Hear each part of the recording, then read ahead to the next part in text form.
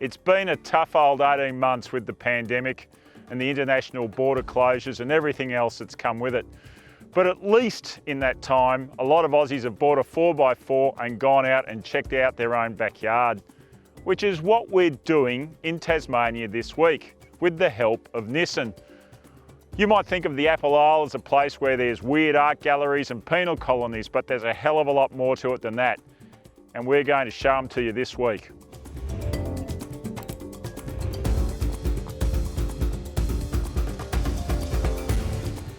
The plan is to start by the beach in the northeast, navigate the back roads of the Central Highlands, and then finish with an exploration of the wild west coast. But this is not just a bitumen cruise. We're determined to find those out of the way spots only accessible by four-wheel drive. To do it, we're employing two brand new model year 2021 Nissan Navaras, one an STX and the other a new model to the range, the Pro 4X. What's different between them? Well, fundamentally nothing when it comes to engine, transmission and suspension. But the Pro 4X is meant to be the adventurous off-roader in the Navara range, so it gets a tough black pack look, just to emphasise that. And more importantly, these Yokohama Geolandar 17-inch all-terrain tyres. For this trip, our STX also gets the Yoko tyres, swapping from its standard 18-inch highway rubber, but it's also got this optional hoopless bull bar, LED light bar and powered winch.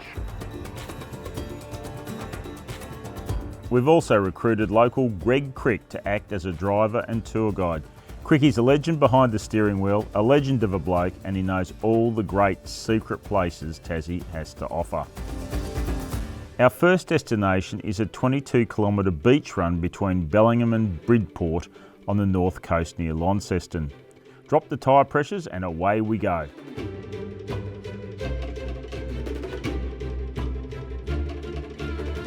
The map route allows you to roll along hard pack right next to the shore and then charge up and over huge sand dunes, taking great views along the coast. There is some loose sand on the entries and exits, but nothing that's going to cause too much trouble if you're sensible and prepared. Next, it's into the bush towards South Mount Cameron in search of the Blue Lake. It's a beautiful run through native bushland. We do eventually find water, but not where we want it to be. Cricky takes a wrong turn and gets stuck in a muddy swamp. Happily, the powered winch does its job and we're soon back on track. Well, we haven't found the Blue Lake, at least not yet, but we have found some really cool Tasmanian scenery and a fabulous sunset. This is what going 4x4 can do for you.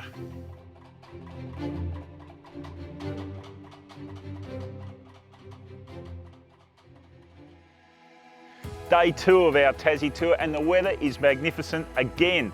So yesterday we hit the beaches and the coastal forest. Today we're going up there, the Central Highlands of Tasmania. Rugged, forested and remote, a great test for our two Navaras.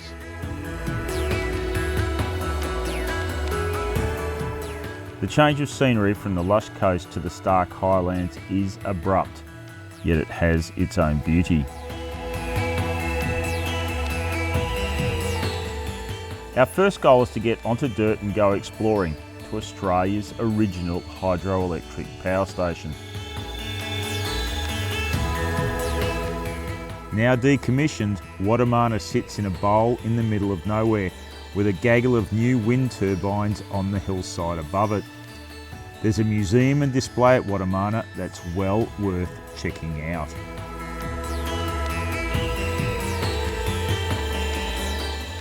From here it's a roller coaster ride through the back roads, weaving between many spectacular lakes and lagoons. If ever you needed a reason to get off the highway, get onto a gravel road and go in search of somewhere different, this is it. It's called BRADYS Lake, and just a few kilometres away on the highway, people are trundling along, blissfully unaware of this beautiful spot. This place is better known. It's Lake St Clair National Park, and it's where we finish our day with one more incredible vista.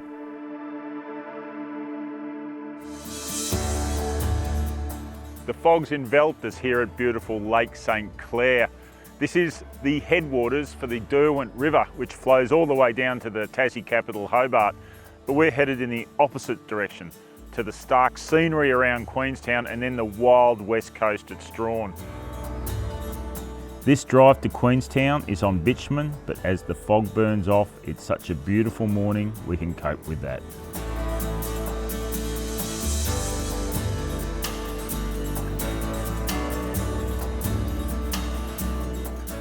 Queenstown's hills were poisoned and scarred by years of mining, smelting and logging.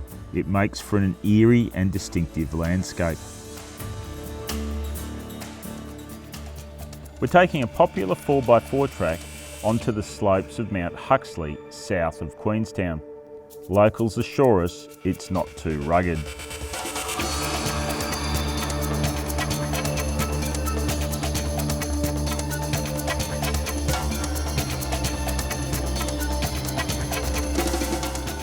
There's a bit of everything here: creek crossings, rocky ups and downs, slippery clay and articulation testing ruts.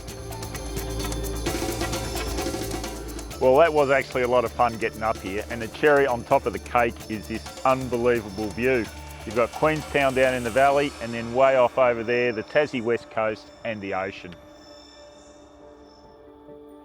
Sun's coming up on day 4 of our Tassie 4x4 adventure, and we're at STRAHAN, right on the west coast, looking over the Indian Ocean.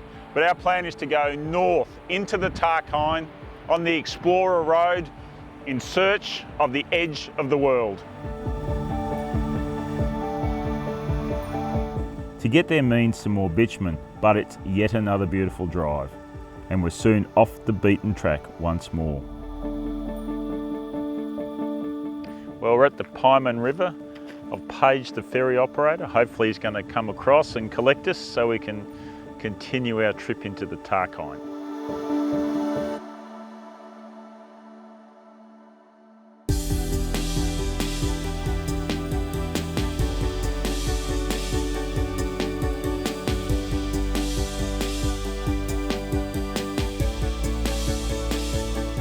The TARKINE is an area of enormous environmental and cultural significance. You can drive for hours without seeing a soul. The scenery changes from temperate rainforest to huge expanses of button grass. The Western Explorer Road rolls and flows through it. If you like driving, it's worth the trip in itself.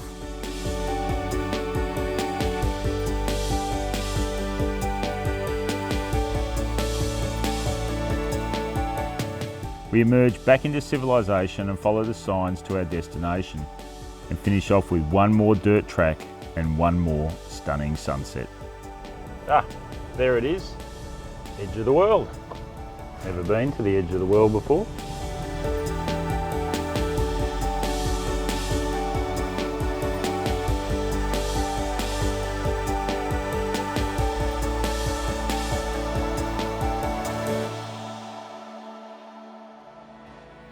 Yep, this is the edge of the world. To be honest, I wasn't quite sure what to expect, but given all we've experienced, something spectacular is appropriate. It's a great way to finish our Tassie 4x4 excursion. During the last 4 days, we've experienced many different places and got there in many different ways. The Navaras have stood up to the various tests well. Look, there's lots of practical reasons to buy 4x4 dual cab utes, but the best reason of all is that they give you the ability to get out and see places like this. Don't hesitate, do it now, it's only a drive away.